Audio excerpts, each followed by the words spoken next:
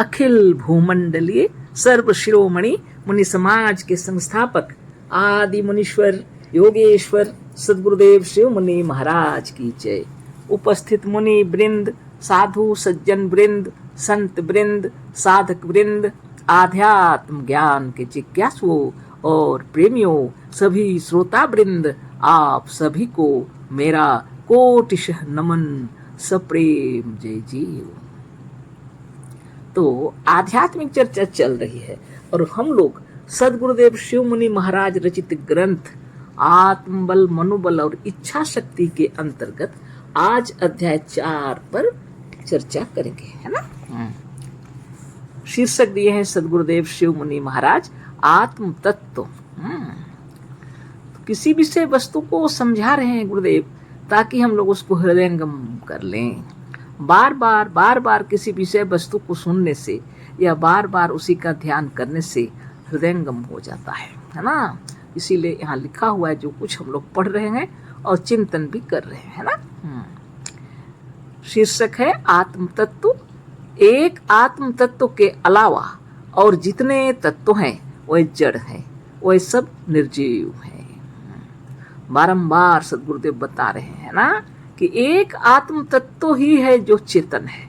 इसके अलावा जितने भी तत्व हैं सब जड़ हैं, निर्जीव हैं, निष्प्राण हैं।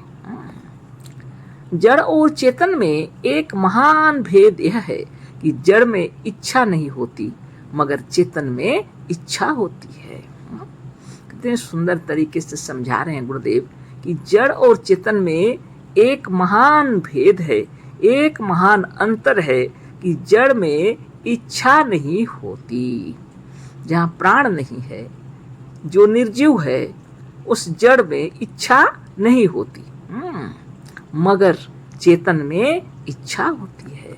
मगर यदि चेतन है तो निश्चित है कि उसमें इच्छा होती है। जड़ में अपने से गति नहीं होती, यदि होती है तो वह व्यष्टि या समष्टि आत्मा के चलाने से नियम अनुसार होती है। जैसे एक बार किसी चेतन ने घड़ी को चला दिया, बस घड़ी की सुई बराबर एक तार से एक ही दिशा की ओर चलती चली जाएगी। एक ही दिशा की ओर जाने से हमारा तात्पर्य यह है कि वह 12 से 1 पर जाएगी, 1 से 2 पर, 2 से 3 पर, 3 से 4 पर, 4 से 5 पर, 5 से 6 पर, 6 से 7 पर, 7 से 8 पर, 8 से 9 पर, 9 से 10 पर, 10 से 11 पर, 11 से 12 पर, 12 से 1 पर जाएगी। और इसी तरह एक गोल चक्र में नीचे से ऊपर बराबर घूमती रहेगी।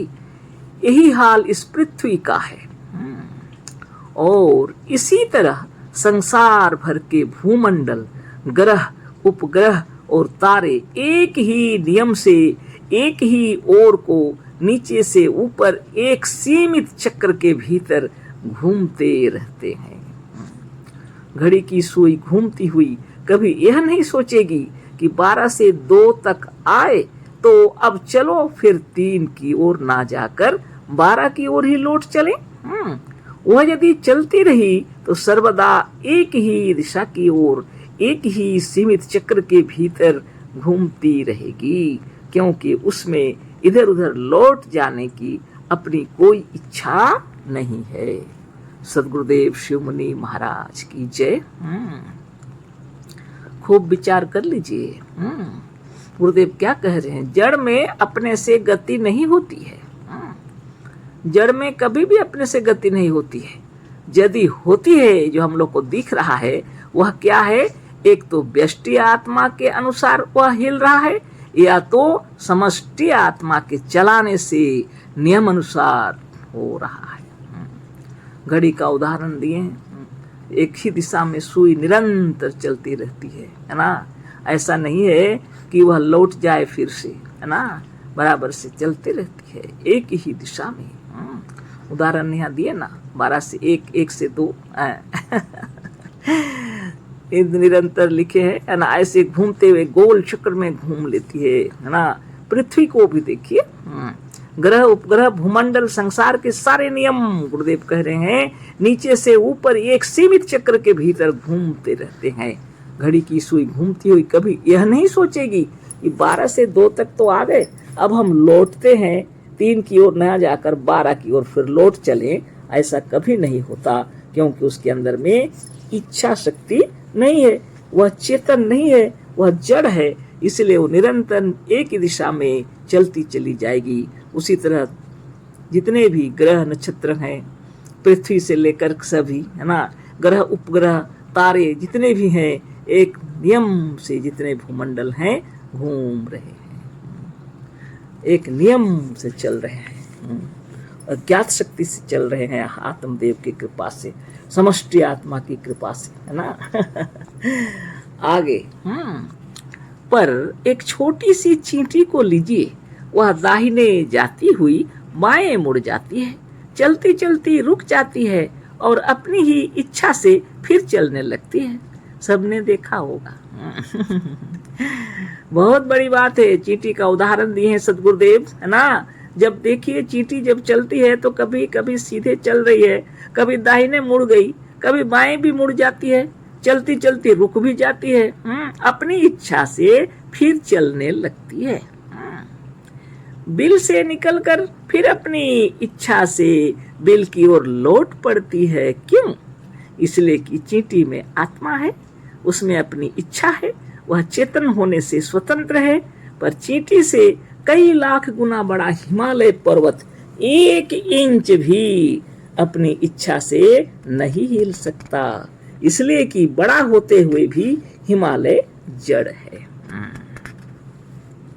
छोटी सी चींटी है, दाहिने बाएं घूम सकती है, जा सकती है, आगे पीछे घूम सकती है, बिल से निकल करके फिर बिल में लौट सकती है, लेकिन इससे लाखों गुना बड़ा हिमालय का पहाड़ 1 इंच भी नहीं हिल सकता अपनी इच्छा से। हाँ, ऊपर ही गुरुदेव लिखे हैं, यदि कभी कुछ हुआ तो आप समझ लीजिए कि यह जड़ जो हिल रहा है या यह जगह चेंज हो रहा है, इसका मतलब है एक तो व्यष्टि आत्मा की शक्ति से या तो समष्टि आत्मा की शक्ति से ही हो रहा है। ऐसा कुछ नहीं है कि हिमालय अपनी इच्छा से एक स्थान से दूसरे स्थान पर चला जाए।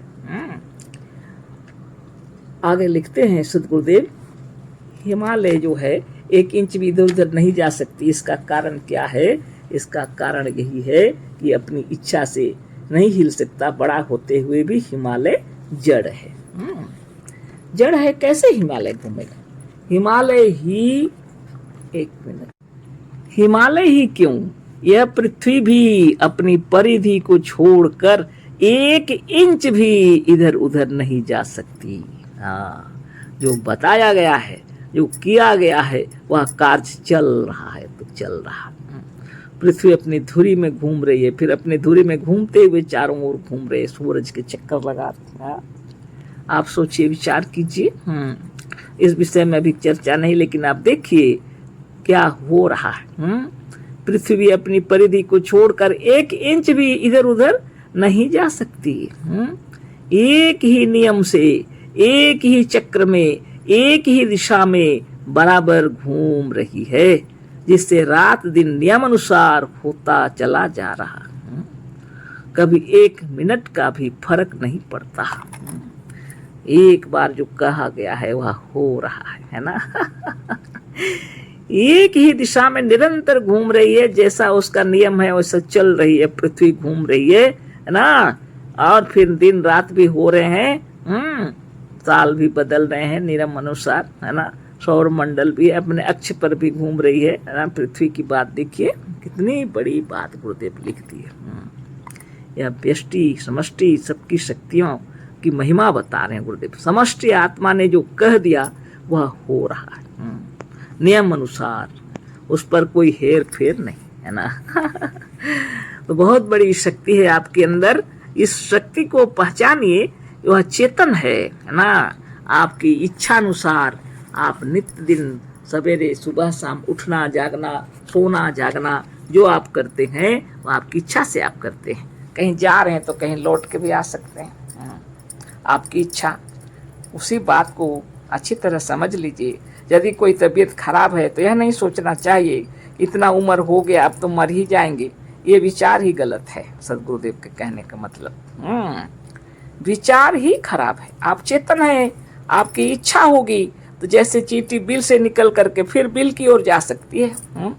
जा रही सीधे तो दाएं बाएं जहीं भी घूम सकती है, कभी स्थिर हो गई तो कभी चल रही है। इसलिए चेतन है, जो स्वाधीन है, स्वतंत्र है, उसके ऊपर किसी का कोई वश नहीं चलता। आत्मबल, मनोबल और इच्छा शक्ति गुरुदेव लिखे हैं। हम लोग को कर्म अनुसार सुंदर से समझा रहे हैं गुरुदेव।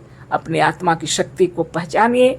आत्मबल, मनोबल, ज्ञान बल, योग बल बढ़ाने के लिए नित्य योगाभ्यास कीजिए, नित्य ध्यान तपस्या कीजिए और अपनी आत्मा को समझिए, अपनी आत्मा की शक्ति को पहचानिए, है ना। और अपने अंतर आत्मा में विचार करते साथ सारी शक्तियाँ अपने आप प्रबल कार्य करने लगती है ना।